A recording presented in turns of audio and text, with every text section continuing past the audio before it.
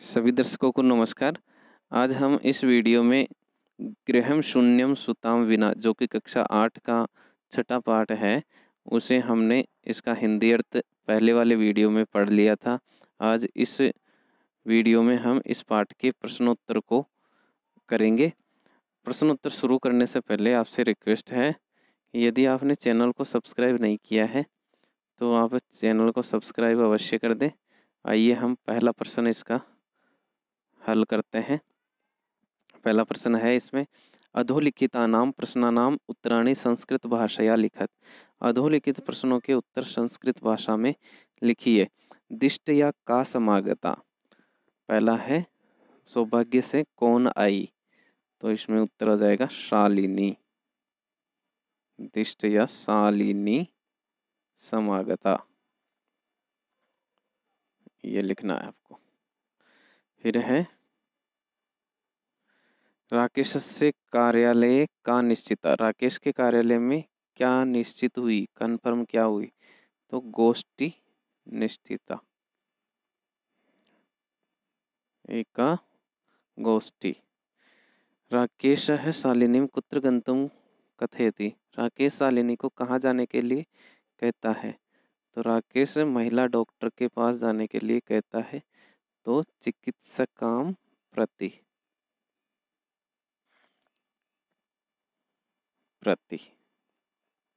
बस ये लिखना आपको। सायंकाले भ्राता कार्यालयात आगत्य किम करोति।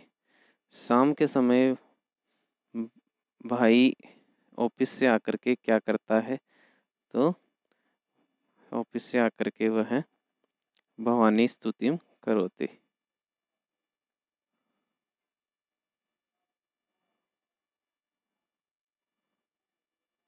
भवानी स्तुतिम,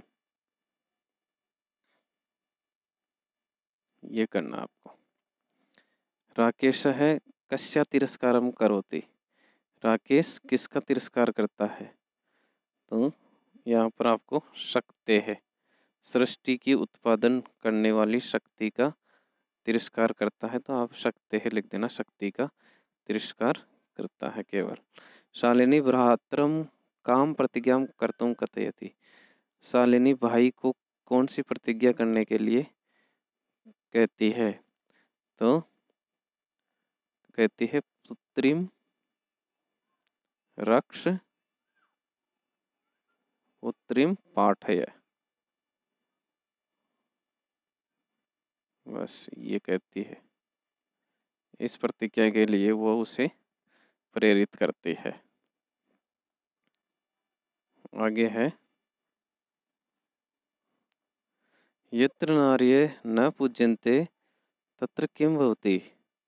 तत्र अफला क्रिया, वहाँ पर क्रियाएं जो होती है वो अफल हो जाती है। अफलाहा क्रियाहा, ये आपको लिखना है।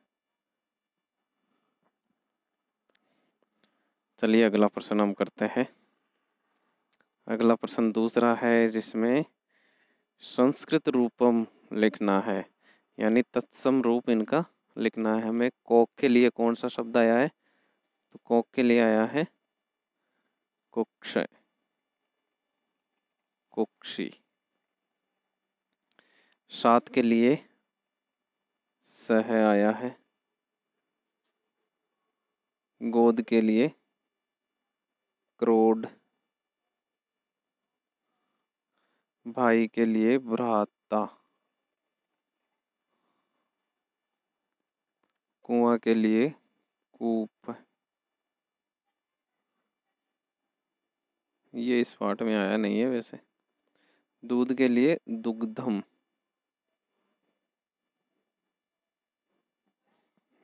ये आपको लिखना। तीसरा प्रश्न देखिए, नई पुस्तक है तो कुछ मिस्टेक हो जाती है। तीसरे प्रश्न में, उदाहरणम अनुसृत्य कोष्टक पद्धतेषु पदेषु तृतीय विभक्तिं प्रयुज्य रिक्त स्थानानि पूजयत पूरयत। तृतीय विभक्ति का प्रयोग करते हुए रिक्त स्थानों को पूरयत पूरयत यानी भरो। मात्रा सह पुत्री गच्छति। मात्रा में मातृ शब्द में तृतीय विभक्ति लगे, तो विना परिश्रम दिया हुआ है तो परिश्रमेण, तो इसमें आपको परिश्रमेण लिखना है।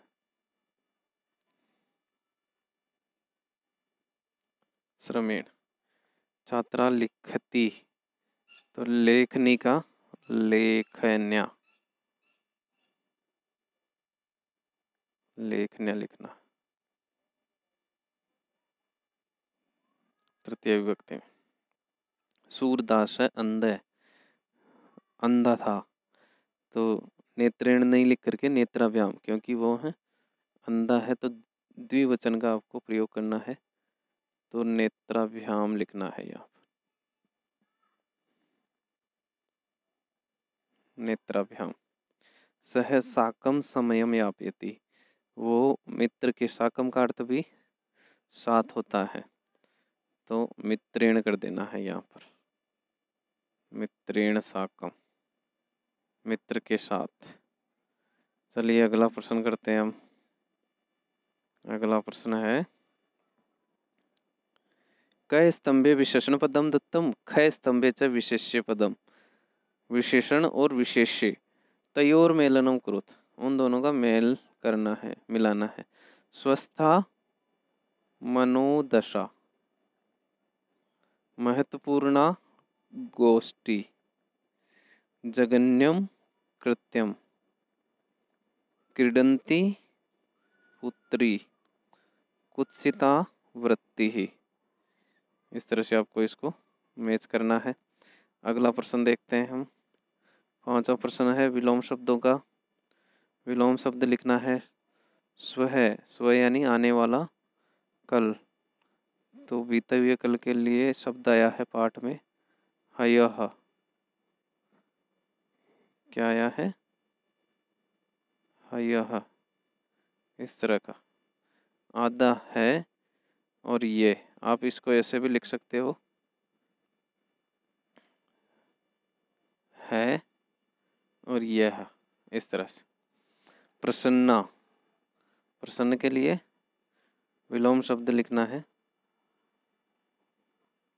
दुखिता, उदासीना, उदासीना। एक उद्विग्ना शब्द भी आया है।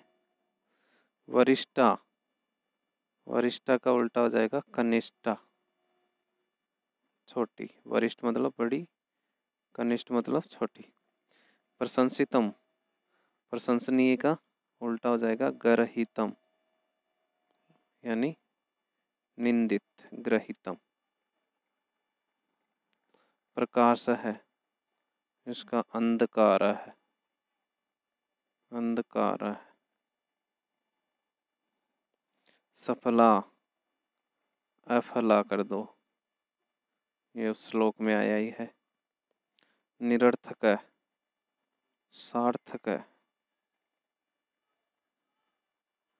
इस तरह से आपको लिखना है इनको।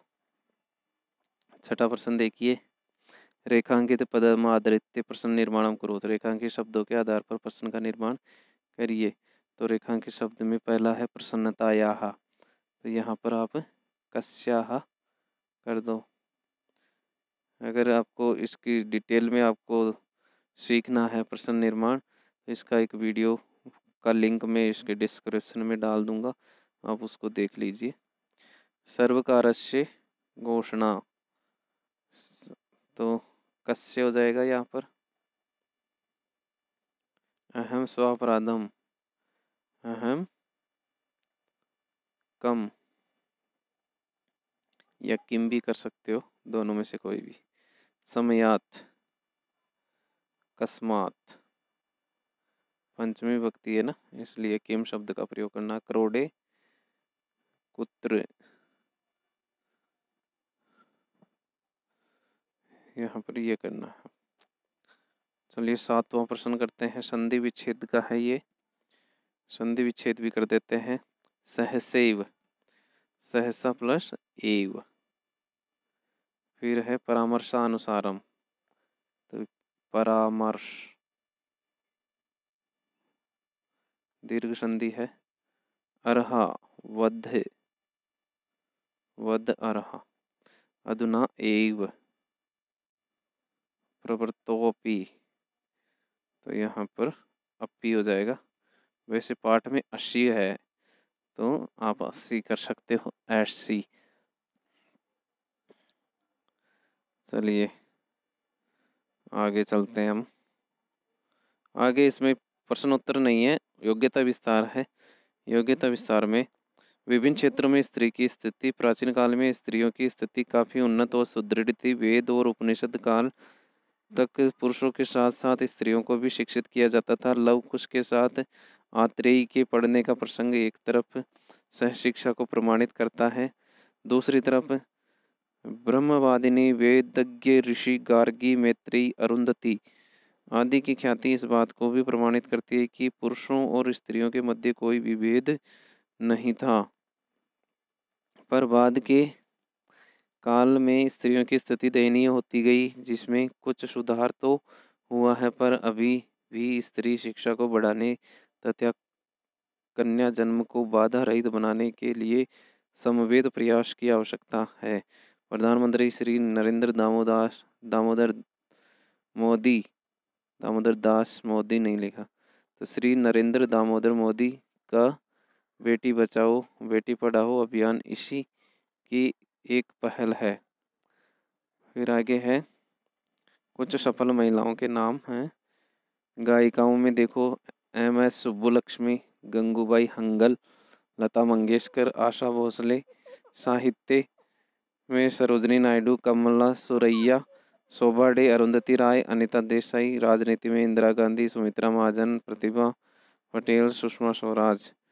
फिर चित्रकार में है ये अंजोलनी इला मेनन। इस प्रकार से ये पाठ आपका कंप्लीट होता है। धन्यवाद।